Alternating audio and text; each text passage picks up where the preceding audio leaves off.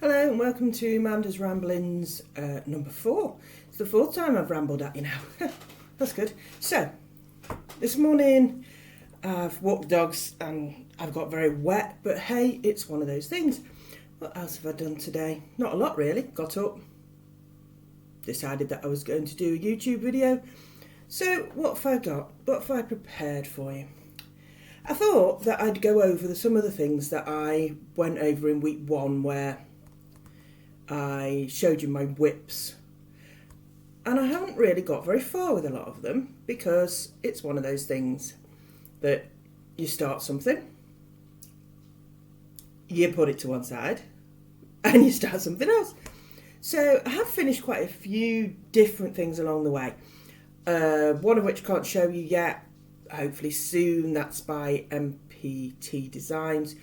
She's a crochet designer and designs lots of cute little things and monsters and such like, and I've made for her quite a few this last few months.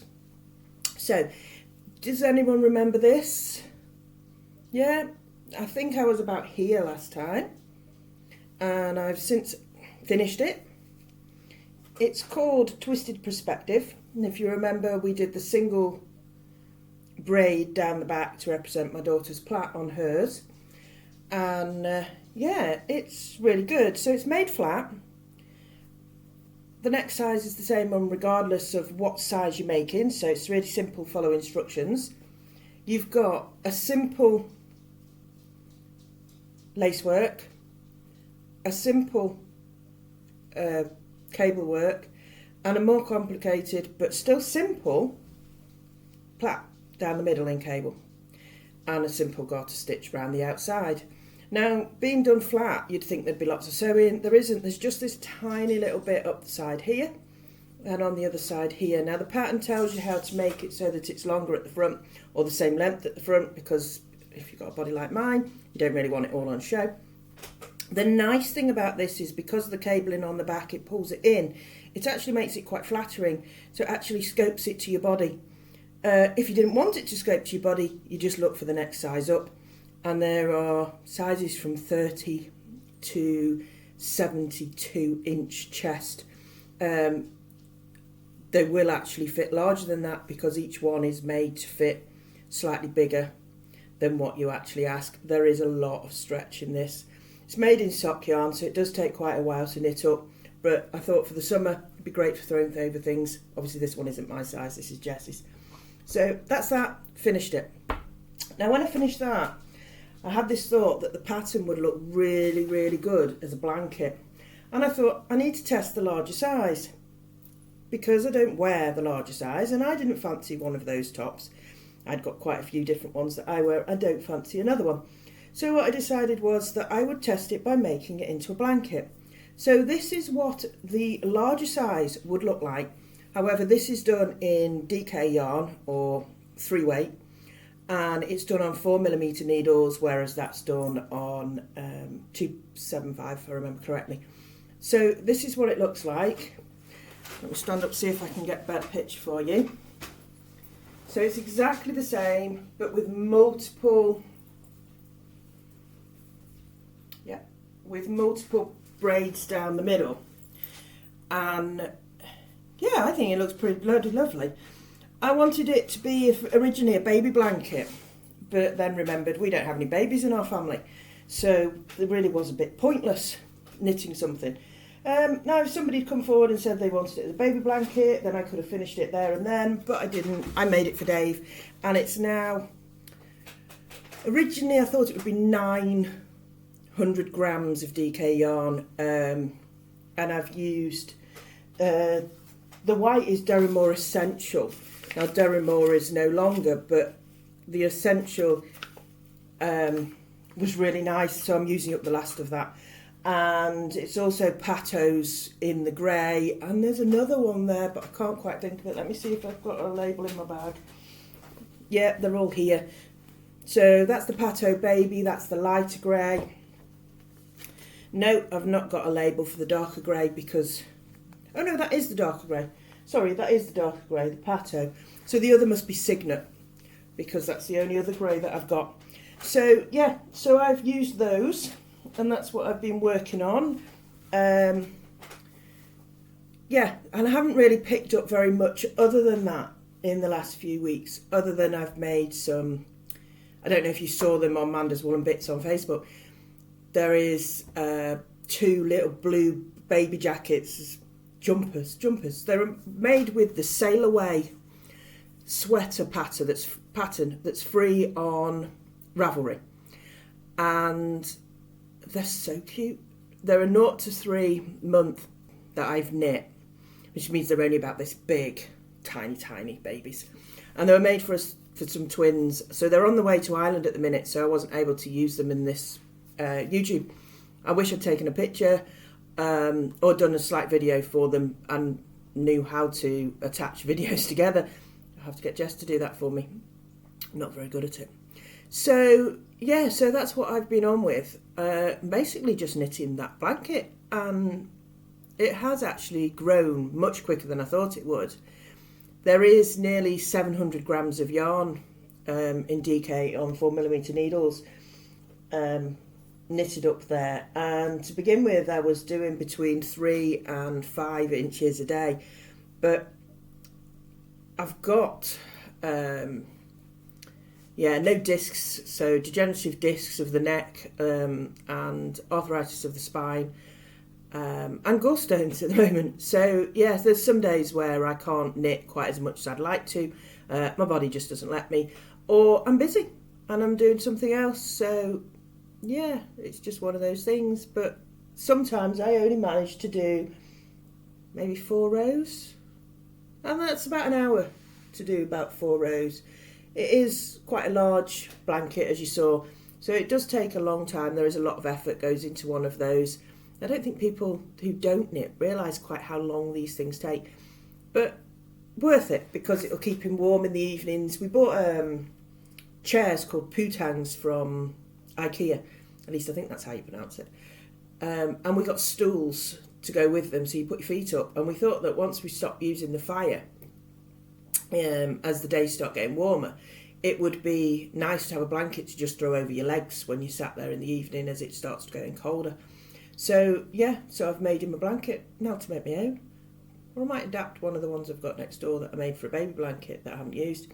So, what else am I on with? I'm currently on with making a dragon. Doesn't look like much at the moment, but that's its head. It's working on the snout. I was actually working on it before I started doing this YouTube video. And... yeah, so that'll be a Drake Dragon. Drake Dragon is by Moji, and is from the book Unicorns and Dragons book 1, which I've lost, and I've had to buy the pattern again, so that's okay.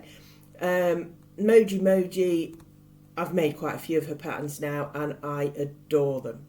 They are really easy to follow, great descriptions on how to sew them up, and yeah, I find them really good. I like some of her techniques and some of her little qualms of how she does it. What else have I done? What else have I been up to? Not a lot. I really need to pick up some of the other bits and pieces that I've got going on. I really want to get stuck in with the Botanical Gardens, which is my advent calendar by the Dye Shack. I really need to pick that up and get going on it. I've also promised Jessie a vest for the summer, which... yeah, she's chosen a pattern which happens to be brochy, which is something which is something I haven't done a lot of. I learned last year and started a hat, but never finished it. Wasn't happy with the colours, decided to pull it back and never got it back on the needles. So yeah, so that's next task. So looking forward to that in a kind of strange way. Looking forward to having a go and seeing if I can make a full object. Scared too, yeah, a little nervous. Always get a little nervous when I'm trying something new, but it'll be good and it'll be fun. What else have I done? We went out for dinner the other day, had Mother's Day. Happy Mother's Day to all of you that out there in the UK. I know the US and my friends over there celebrate at a different time. So what did you get for Mother's Day? Did you get anything nice? I got... oh, yes, I did. I got something very nice. Jessie, my daughter, made me this keyring, and it's can you read that? Autism awareness keyring, And it also says, Mum, I think it says Mum's coffee. Mum needs coffee. Yeah, Mum does need coffee quite regularly. I don't know if you can read that. So she's got these in her shop on Facebook. By shop, I mean just ask, because Facebook lets her put things in a shop and then doesn't let them go through. So she made me one of those. She'd previously made me this. I don't know if you've seen these. I don't know if you've used these. I hadn't until we got an order for one. And actually what it is you take this end off and it's a pointy stick.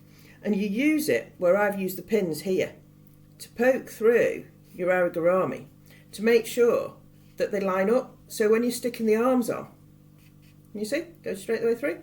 It holds it in place, which is absolutely fantastic.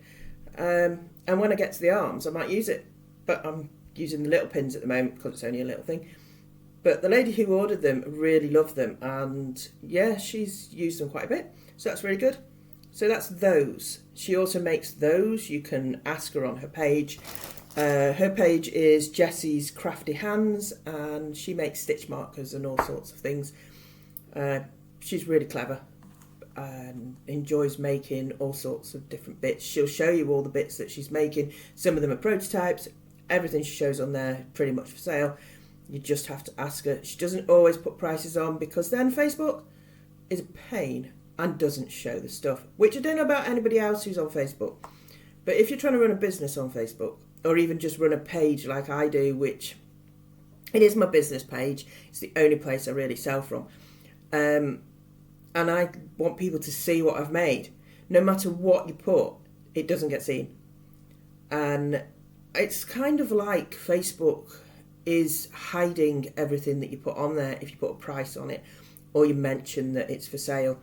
So it's really hard to get seen, and I know that a lot of people like to see those things. So anyway, this was the other thing she got me. Sorry. This is a row counter, and you use them in knitting. This one's a sock one. It's tiny little holes, rings. You put them on at the start of the round. You put it on, so that would be your first round, and it's saying that you're going to do number one. And then as it comes round, you slide it up and drop that one and put this one on. Same as you would a stitch marker, just slide it along every way round. Now what you can do is pattern repeats by getting,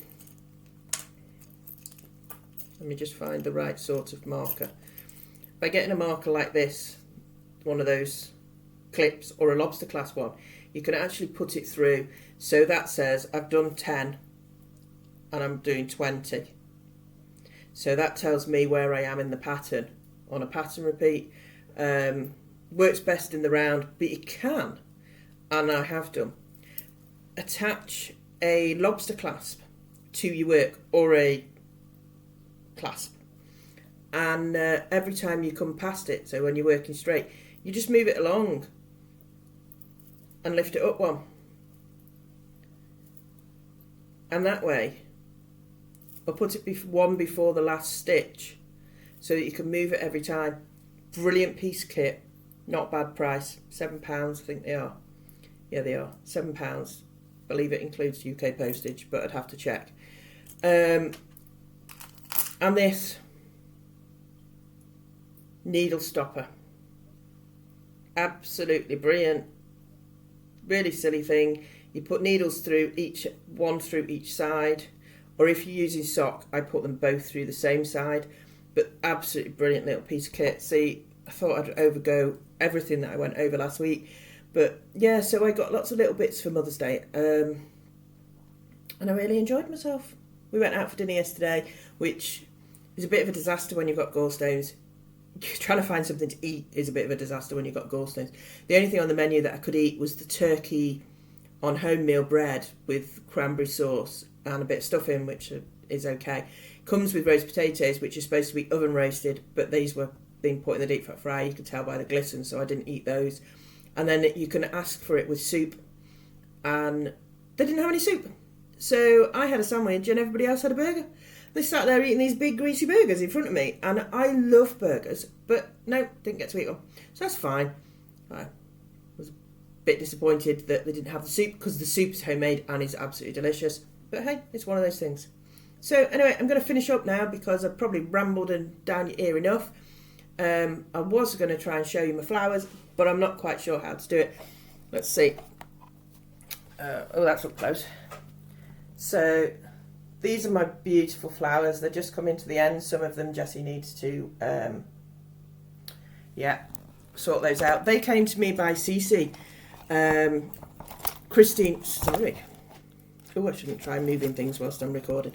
Cece's designs. Christine Stringer. If you haven't found her yet, have a look her up because her designs are absolutely brilliant. She's designed blankets, hats, scarves, kids' clothes, and the knit flat, really simple, easy to follow instructions, really quick. I love the work. There's some cabling, there's some gloves. Just go for it. If you've got the opportunity to have a look, Cece's Designs, it's got a sheepy on it. It's a sheep. And it is, brilliant. Well worth a look. You won't be disappointed. You will definitely find something that you want to make on there. So I'm finishing up now. I'll show you the last thing. This is my crochet Manda's hug.